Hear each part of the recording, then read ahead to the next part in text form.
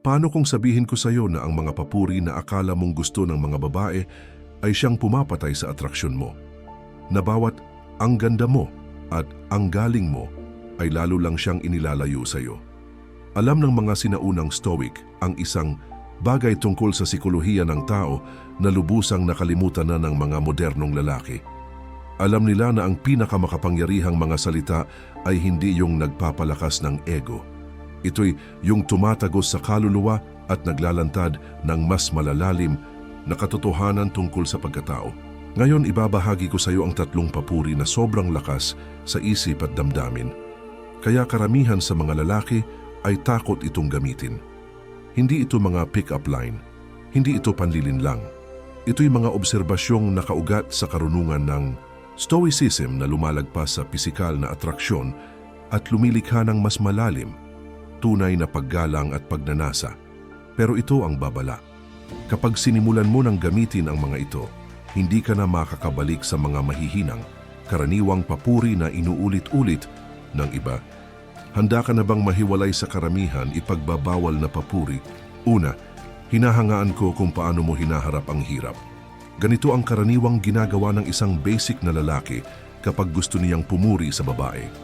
Pinupuri niya ang itsura nito, ang ngiti, kung gaano ito perpekto, nakakainip, madaling hulaan at agad nakakalimutan. Pero ang isang lalaking Stoic, mas malalim siyang tumingin. Pinagmamasdan niya kung paano tumutugon ang babae kapag binibigwasan siya ng buhay at doon niya ibinabato ang isang papuring tatatak sa isipan ng babae sa loob ng maraming linggo. Ipapaliwanag ko kung bakit ito epektibo sa pamamagitan ng kwento ni Sarah, isang babaeng nakarelasyon ko na lubusang nagbago sa pananaw ko tungkol sa atraksyon. Karamihan sa mga lalaki, kapag nakita si Sarah, agad pupurihin ang itsura niya. Sa totoo lang, napakaganda niya pero hindi iyon ang tumatak sa akin. Ang nakaagaw ng atensyon ko ay kung paano niya hinarap ang biglaang pagkakasakit ng ama niya habang ang mga tao sa paligid niya ay wasak at inuuna ang sarili nilang damdamin. Si Sarah ay nanatiling kalmado. Inayos niya ang pamilya. Siya ang gumawa ng mahihirap na desisyon at tiniyak niyang nakatuon ang lahat sa kung ano talaga ang mahalaga. Hindi siya bumigay hanggat hindi tapos ang lahat. At kahit noong bumigay siya, ginawa niya ito ng pribado. Doon ko siya tiningnan sa mata at sinabi, hinahangaan ko kung paano mo hinaharap ang hirap. Karamihan sa tao ay nadudurog sa pressure, pero ikaw, lalo kang nagiging ikaw. Agad ang naging epekto. Bigla siyang nagiba ng pakikitungo. Mula sa simpleng interes, naging buo ang atensyon niya sa akin. Bakit? Dahil nakita ko ang isang bagay sa kanya na pinahahalagahan niya sa sarili. Pero ni minsan ay walang ibang nakapansin. Narito, ang prinsipyong Stoic na gumagana rito, isinulat ni Marcus Aurelius. Ang universo ay pagbabago. Ang ating buhay ay kung ano ang ginagawa ng ating isipan rito.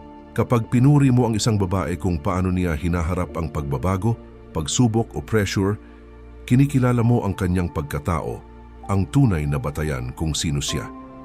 Hindi ito tungkol sa genetics niya o swerte. Ito'y tungkol sa mga desisyon niya, sa mga pinahahalagahan niya, sa kanyang lakas. At kapag kinilala mo ang lakas na iyon, ginagawa mo ang isang bagay na 99% ng mga lalaki ay hindi kailanman ginagawa. Tinitingnan mo siya bilang isang buong tao, hindi lang isang bagay ng pagnanasa, ipagbabawal na papuri. Ikalawa, may kakaiba kang uri ng talino. Karamihan sa mga lalaki, iniisip na ang talino ay tungkol lang sa galing sa aklat o tagumpay sa karera. Kapag pumupuri sila sa talino ng babae, karaniwan at walang laman ang mga sinasabi nila. Pero naiintindihan ng isang Stoic na ang tunay na talino ay hindi lang kung ano ang alam mo, kundi kung paano ka mag-isip. Ang ikalawang ipinagbabawal na papuri ay tumatarget sa isang bagay na bihirang makilala sa mga babae. Ang kalidad ng kanilang pangangatwiran, ang kanilang pagkamausisa, at ang kakayahan nilang makakita ng mga pattern at koneksyon na hindi napapansin ng iba. Natutunan ko ito sa panunood sa kaibigan kong si Marcus kung paano siya makipag-ugnayan sa mga babae. Hindi siya katangkaran, may disenteng trabaho, walang anuman na wow sa papel. Pero matapos lang ang isang pag-uusap, lubos na nabibighani ang mga babae sa kanya. Tinanong ko siya kung ano ang sikreto niya. Sabi niya, "Pinapansin ko kung paano gumagana ang isipan nila, hindi lang kung ano ang sinasabi nila." At ipinakita niya sa akin kung paano. Nasa isang party kami noon at kausap namin ang isang babaeng marketing executive. Habang ang ibang lalaki ay pumupuri sa tagumpay niya o nagtatanong tungkol sa trabaho niya, tahimik na pinakikinggan ni Marcus kung paano siya mag-isip tungkol sa mga problema.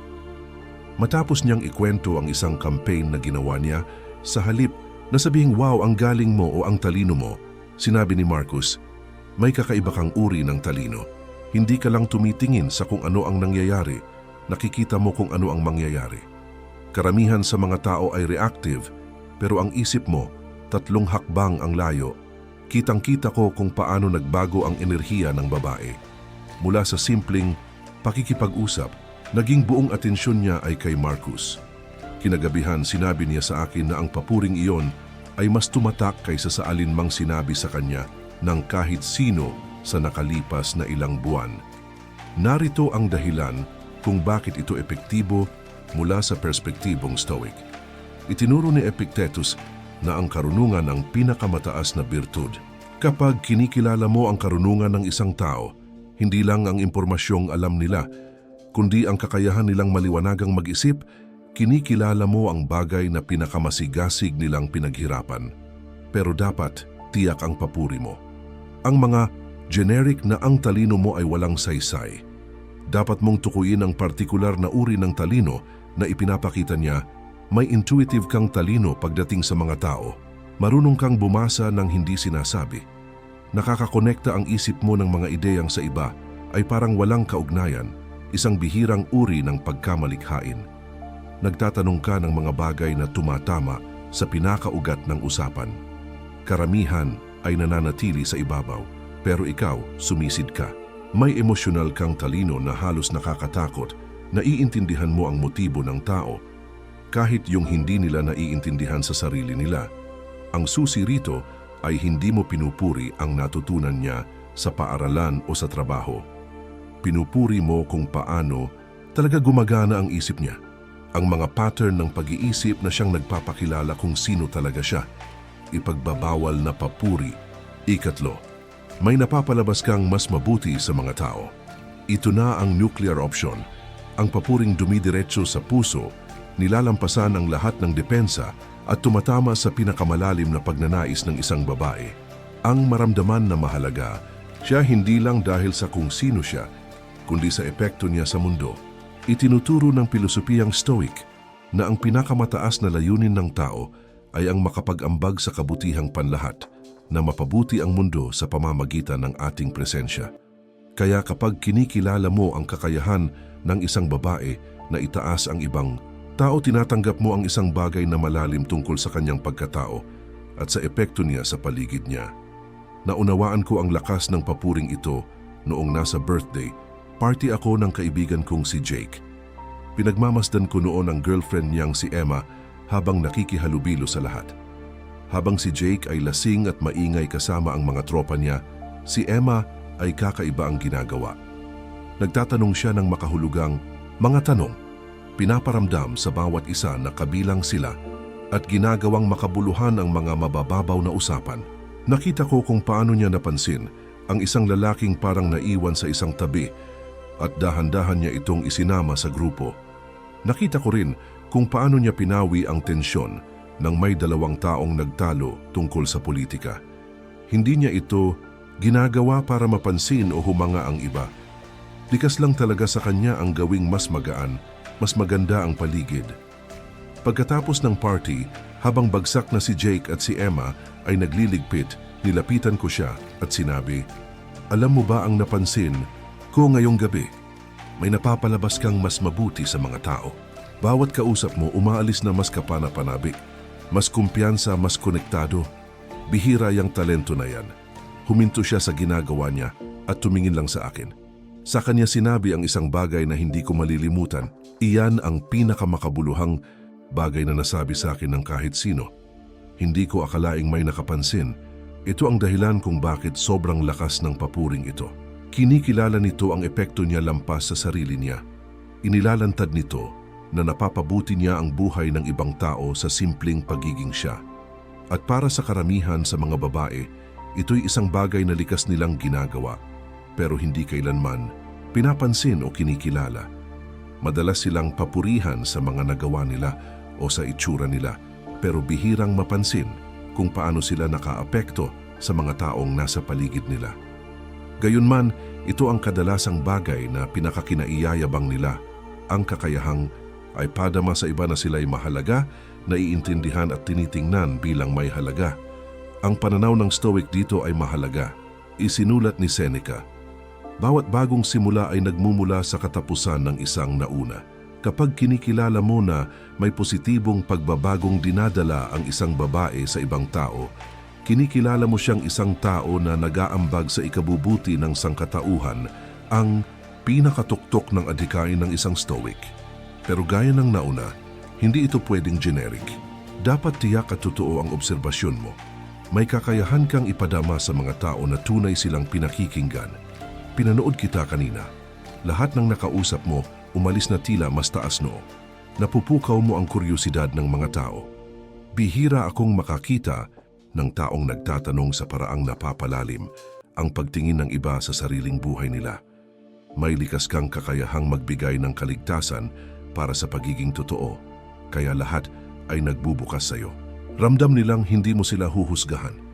Nakikita mo ang potensyal ng tao kahit hindi nila ito nakikita sa sarili nila. May paraan ka ng paniniwala sa iba na napapaniwala rin sila sa sarili nila.